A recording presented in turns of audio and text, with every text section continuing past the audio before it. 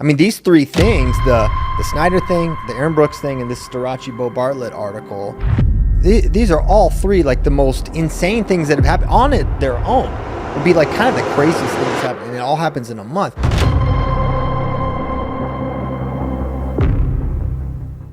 They're royalty in college wrestling. Multi-time national champions, Olympic gold medalists. Cael Sanderson's dynasty at Penn State was invincible. But lately, it's been one controversy after another. The once squeaky clean reputation of Penn State Wrestling is starting to fray. Carter Starocci is breaking up with Penn State Wrestling in real time. We're seeing it unfold on social media, in team dynamics, and behind the scenes. One of the greatest college wrestlers of the past decade, and now, a human headline for all the wrong reasons. Carter's bond with the program that created him a legend is deteriorating publicly, and no Penn State official, neither Cael Sanderson nor the coaches, has come forward to make sense of it. He is no longer practicing with the Nittany Lion Wrestling Club. Through a series of tweets, posts, and by unfollowing teammates, he has made his separation from the Penn State family very clear. And the issue is looking increasingly personal as time goes on. Now, Carter Starocci is at the focal point of one of the largest crises of Penn State wrestling in recent memory. The standout wrestler, a 5-time NCAA champion and one of the nation's top wrestlers, is being investigated by Pennsylvania legal authorities for an incident that purportedly occurred off campus. Though no charges or arrests have been officially announced, sources close to the matter indicate that the investigation is ongoing and serious enough to cause Carter to withdraw completely from public life. This legal circumstance is not simply a matter of debate. It is altering the immediate context dramatically. Starocci no longer appears for interviews and public appearances, choosing instead to communicate indirectly through the social media network. His messages are cryptic and filled with references to discontent, hinting at feelings of betrayal, outrage, and isolation. Simultaneously, this legal issue has also added more fuel to an already heated rivalry with Carter and Penn State elite wrestler Beau Bartlett. The origins of the controversy were extremely personal and contentious. Beau Bartlett's wife openly accused Starocci of being a thief and acted in an unbecoming manner in the world of wrestling. These allegations were not limited to social media. They created a serious disturbance in the locker room, creating a rift between teammates and destroying the confidence that once characterized the program.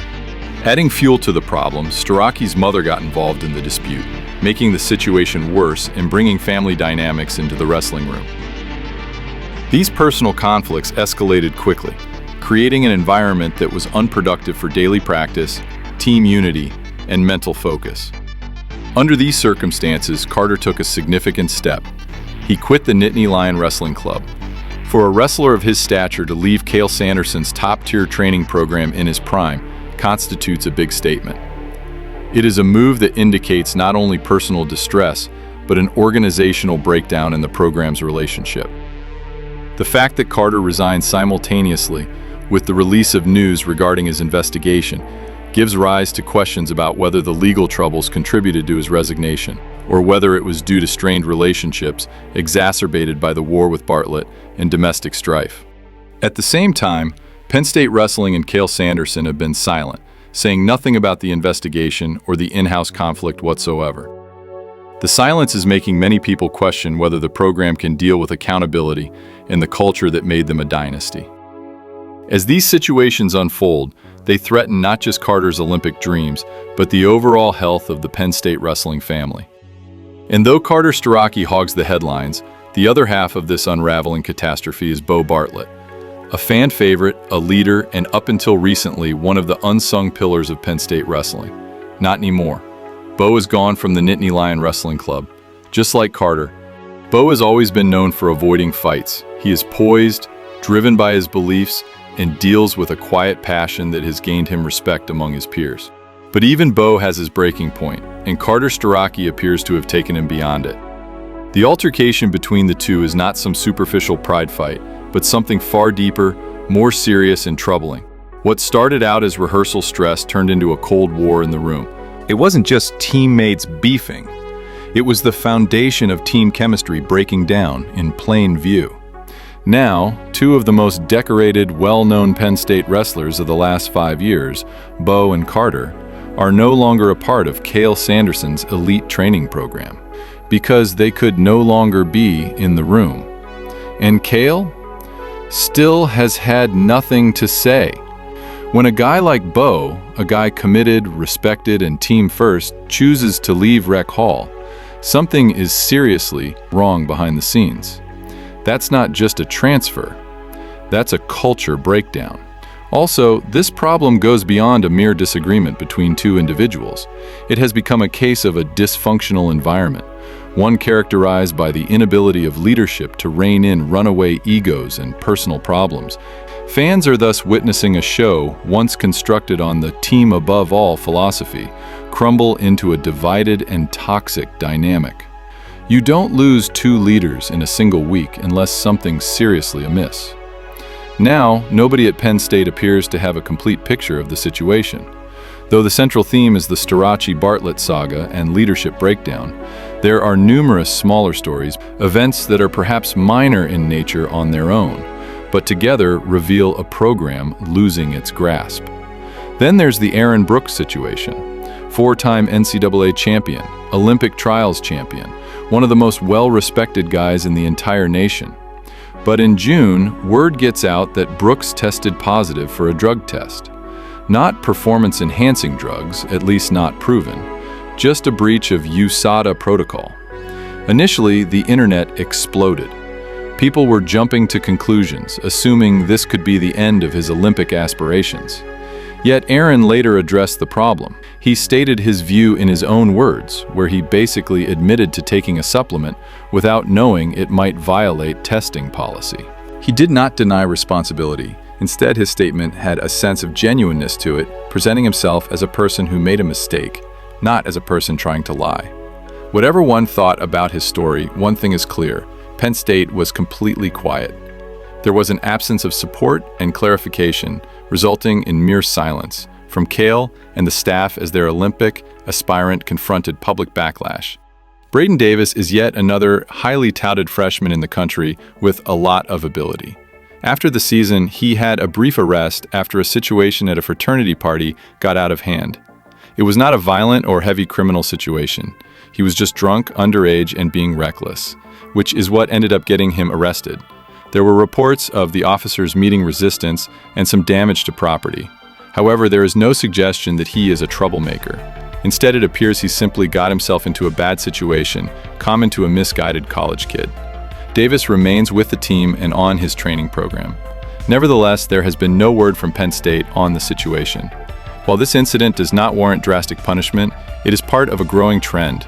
Issues are arising, and the staff is nowhere to be found. In a program that used to pride itself on a positive culture and spotless reputation, these are very noteworthy events. Alone, they're not narratives of a season, but within the framework of all else, feuding leaders, club departures, questions of legality, they begin to appear like symptoms of a culture becoming unaccountable. Not because the whole team is rotten, not because the entire program is flawed, but because nobody's coming in and taking the reins. And on this level, silence is deafening. It's the kind of headline that no one expected. Three-time NCAA champion, Olympic gold medalist, and one of the sport's most well-respected names, Cael Snyder, involved in a prostitution sting in 2025. No fight club, no PEDs, no trash talk. Just a quiet, uncomfortable police report that sent shockwaves through the wrestling world. And the craziest part? He's still at the Nittany Lion Wrestling Club, and no one's speaking a word. Snyder has always portrayed himself as a model of self-control and humility. He has religious beliefs. He is introverted in nature. His personality is very single-minded. Penn State Wrestling has made no comment. The Nittany Lion Wrestling Club has made no comment. Cael Sanderson has made no comment. Same pattern we're witnessing throughout all of these situations. A gigantic controversy lands on someone within the program, and the leadership simply disappears. No accountability, no statement. Wait it out and hope the headlines subside. When a wrestler of this caliber is involved in a scandal and the organization does nothing about it, This is not just public relations blunders, it is leadership failure to deal with the situation at hand. It is important to point out that the objective here is not to vilify Snyder. This isn't canceling a guy. This is about saying, why does the most dominant wrestling program in the country just keep going silent whenever something goes wrong? If this was any other school, any other coach, you'd be hearing demands for answers. But at Penn State, the silence just keeps getting louder. At some point, that's going to have to change. Cael Snyder still trains in State College, still in the gear, still training for the next Olympic cycle. But now he's doing it under the cloud of an unresolved scandal. And just like with the Starocci mess, the Bartlett breakup, the Brooks drug test, and the Davis arrest, it's another fire the program refuses to put out. At the center of this maelstrom is Cael Sanderson, a legendary NCAA icon turned revered coaching figure who has been the cornerstone of Penn State's wrestling dynasty. But now, that image is starting to reveal some cracks. The questions now go beyond athletes alone, like Starocci, Bartlett, Brooks, Davis, or Snyder. They're about the man who constructed the program, and if he's still in charge. The largest question remaining is if Cael Sanderson is opting to overlook these problems, or if he just can't manage the culture anymore. Coaching involves more than X's and O's. It involves leadership, establishing trust, setting standards, and owning the gritty moments as much as the triumphant ones.